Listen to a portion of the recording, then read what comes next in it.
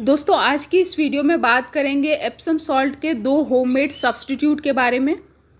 मतलब दो घरेलू नुस्खे जिनको आप घर पे बहुत आसानी से बनाकर तैयार कर आप उनको एप्सम सॉल्ट की जगह पे इस्तेमाल कर सकते हैं, जिनमें वो सारे गुण होंगे जो कि बाज़ार से ख़रीदे हुए एप्सम सॉल्ट में पाए जाते हैं। उन दो घरेलू सब्स्टिट्यूट के बारे में बात करने से पहले बात कर लेते हैं कि एप्सम सॉल्ट होता क्या है, एप्सम सॉल्ट के इस्तेमाल करने के क्या क्या पौधे में फ़ायदे होते हैं, एप्सम सॉल्ट को किन किन प्लांट्स में इस्तेमाल करना चाहिए और कौन से पौधे में इनको बिल्कुल भी यूज़ नहीं करना चाहिए, कितनी मात्रा में इसको यूज़ करना है और कब कब इसका इस्तेमाल करना है, ज़्यादा यूज़ करने के क्या क्या नुकसान हो सकते हैं, इन सभी के बारे में पहले डिटेल में बात कर लेते हैं। फिर कैसे आप इसको घर पे बना के तैयार कर सकते हैं, वो भी दो तरीक़ों से, उसके बारे में बात करूँगी। तो दोस्तों एप्सम सॉल्ट जो है वो बेसिकली मैग्नीशियम सल्फेट होता है, जिसको MgSO4 के नाम से भी जाना जाता है। यानी इसमें मैग्नीशियम और सल्फ़र की मात्रा पाई जाती है। और मैग्नीशियम और सल्फ़र जो है वो पौधे की ग्रोथ के लिए बहुत ही ज़्यादा ज़रूरी पोषक तत्वों में से एक हैं।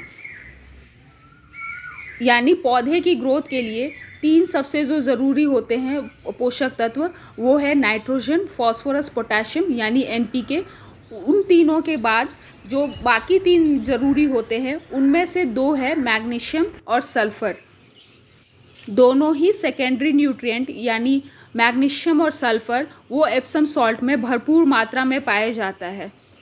खासकर एप्सम सॉल्ट का इस्तेमाल पौधे में हो रही मैग्नीशियम की कमी को पूरा करने के लिए किया जाता है।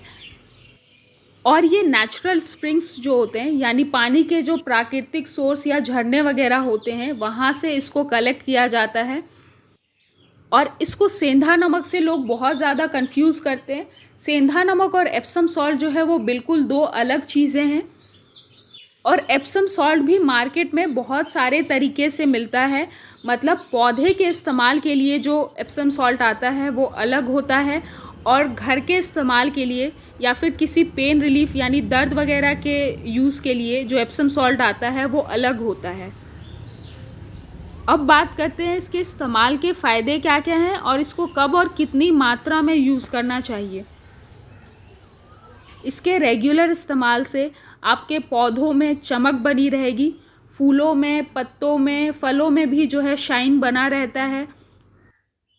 क्योंकि एप्सम सॉल्ट जो है वो क्लोरोफिल की मात्रा को पूरा करता है। क्लोरोफिल जो है पौधे के हरेपन के लिए ज़रूरी होता है।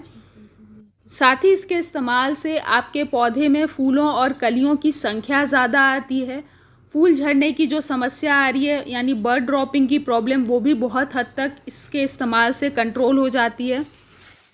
इसको पौधे लगाते वक्त इसको आप अगर पौधे की जड़ों के नीचे डायरेक्टली थोड़ा सा एप्सम सॉल्ट डालकर लगाएंगे तो पौधे जो हैं वो ट्रांसप्लांट शॉक से बचे रहते हैं,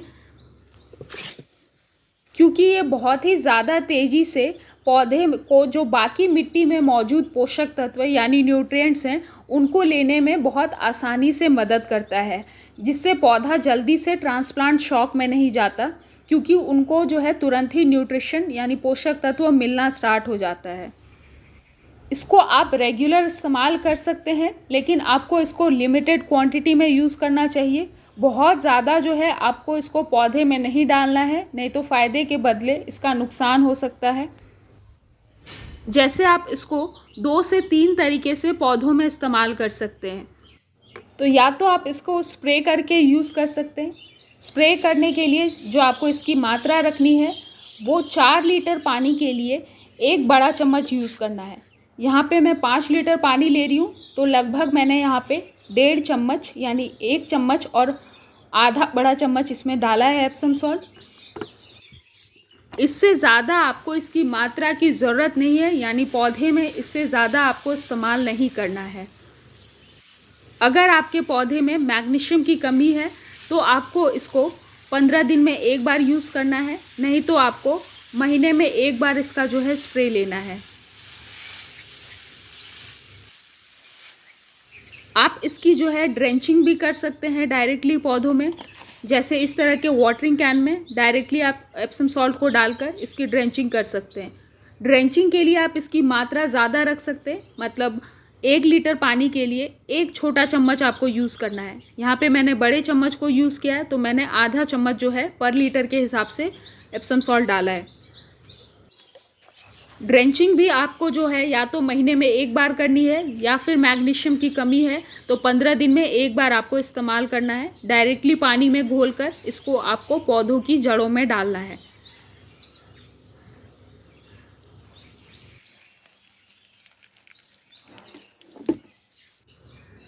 आप इसको जो है एक और तरीके से इस्तेमाल कर सकते हैं।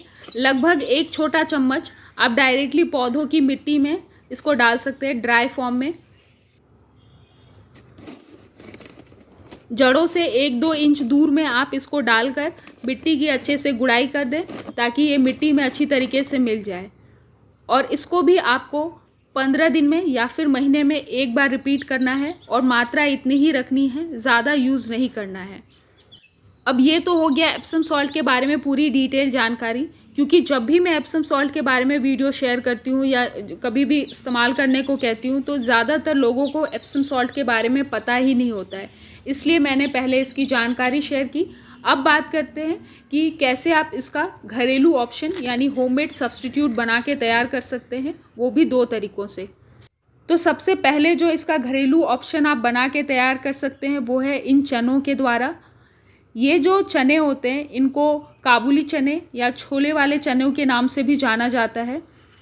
इनमें जो है मैग्नीशियम की मात्रा भरपूर पाई जाती है। बहुत ही अच्छा सोर्स है ये मैग्नीशियम का। आप जितनी मात्रा में और जितनी क्वांटिटी में इसको बनाना चाहते हैं उसके हिसाब से आप इसको ले सकते हैं। जैसे 1 लीटर खाद बनाने के लिए आपको इसको लगभग 50 ग्राम लेना है। 50 ग्राम आप ये वाले चने ले लें और उसमें लगभग आपको 1 लीटर पानी डालना है। और कोई इसको बनाने के लिए कोई ऐसा कंटेनर यूज़ करें जिसमें ढक्कन हो, यानी जिसको आप अच्छी तरह से ढक के रख सकें। अच्छी तरह से ढक कर पूरे आपको 5 से 7 दिन के लिए पूरी छाया वाली जगह में रख देना है। अच्छी तरीके से इसको फर्मेंट होने देना है, फिर ये बन के जो है रेडी होगा। तो पहले ही मैं बता देती हूँ, फर्मेंट होगा, इससे थोड़ी बदबू आएगी, इसलिए आपको इसको अच्छी तरह से ढक के रखना है ताकि कोई प्रकार के इसमें कीड़े वगैरह या कोई भी इंसेक्ट वगैरह अट्रैक्ट ना हो। ऑलरेडी मैंने इसको एक कंटेनर में बना के रखा हुआ है। तो आप देखो लगभग 5 से 7 दिन बाद कुछ इस तरीके से ये फर्मेंट होके रेडी होगा। पानी का कलर जो है बिल्कुल चेंज हो गया है और थोड़ी थोड़ी झाग की मात्रा भी आपको ऊपर दिख रही होगी, जो कि फर्मेंटेशन की प्रक्रिया की वजह से आई है। थोड़ी स्ट्रॉन्ग स्मेल आएगी इससे, लेकिन हाँ ये बड़े काम की चीज़ है, तो आप थोड़ा बदबू बर्दाश्त कर लेना। अब इसको इस्तेमाल करने से पहले इसको आपको अच्छी तरीके से मिक्स कर लेना है, फिर यूज़ करना है। और मिक्स करने के बाद अच्छी तरह से आपको इसको स्ट्रेन कर लेना है, यानी छान लेना है।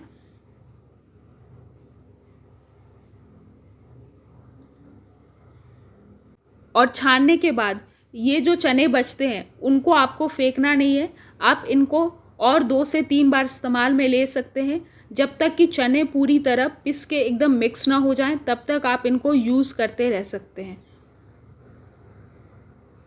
दोबारा इस्तेमाल में लेने के लिए फिर से इसमें आप सादा यानी सफ़ेद पानी, क्लियर वाटर डालकर फिर से इस बार आपको 3 दिन के लिए छोड़ना है, उसके बाद आप यूज़ कर सकते हैं। फिर आप 2 दिन के लिए छोड़ें, फिर यूज़ कर सकते हैं।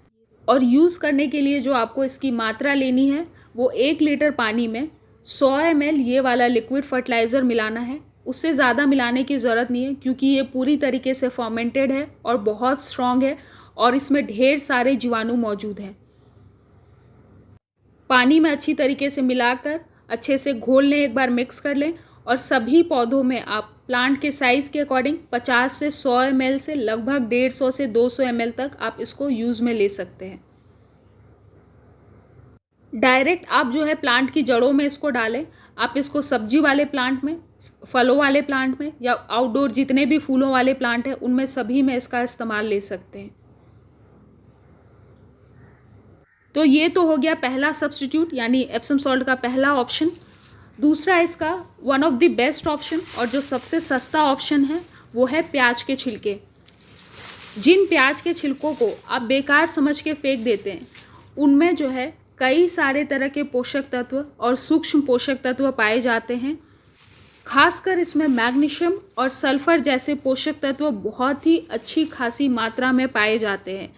एप्सम सॉल्ट में भी मैग्नीशियम और सल्फर की मात्रा होती है। उसका सबसे बेस्ट ऑप्शन है प्याज के छिलके, जिसमें मैग्नीशियम और सल्फर की भरपूर मात्रा होती है। तो प्याज के छिलकों से लिक्विड फर्टिलाइज़र बनाने के लिए आप लगभग 1 लीटर पानी में 5 से 6 प्याज के छिलके ले लें और पानी में डालकर आपको प्याज के छिलकों को अच्छी तरीके से ढककर 2 से 3 दिन के लिए पूरी छाया वाली जगह में रख देना है। 3 दिन बाद पानी का कलर कुछ इस तरीके से चेंज हो जाएगा। इसका मतलब ये है कि प्याज के छिलके में मौजूद जितने भी पोषक तत्व और सूक्ष्म पोषक तत्व थे वो अच्छी तरीके से पानी में घुल के मिक्स हो गए, खासकर मैग्नीशियम और सल्फर।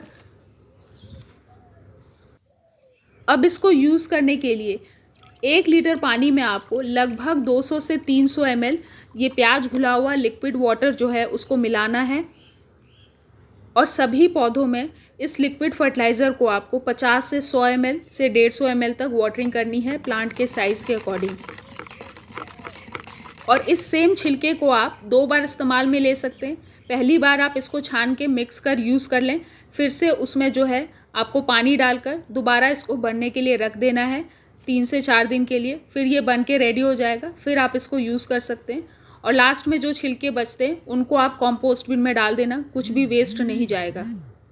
और इन 2 घरेलू फर्टिलाइज़र को आप एप्सम सॉल्ट की जगह पे किसी भी पौधे में इस्तेमाल कर सकते हैं।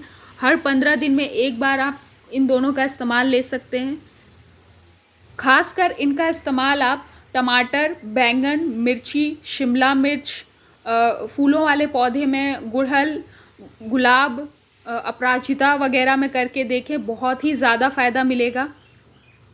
और एप्सम सॉल्ट अगर आप यूज़ करते हैं तो एप्सम सॉल्ट को आपको किसी भी पत्तेदार सब्जी में उसका स्प्रे नहीं लेना है। अगर आज की ये वीडियो अच्छी लगी और ये जानकारी पसंद आई तो प्लीज़ एक लाइक ज़रूर करें और चैनल पे नहीं हो तो प्लीज़ चैनल को सब्सक्राइब ज़रूर कर लें और बेल आइकन को भी प्रेस कर लें ताकि आपको आने वाली वीडियोज़ की नोटिफिकेशन मिलती रहे।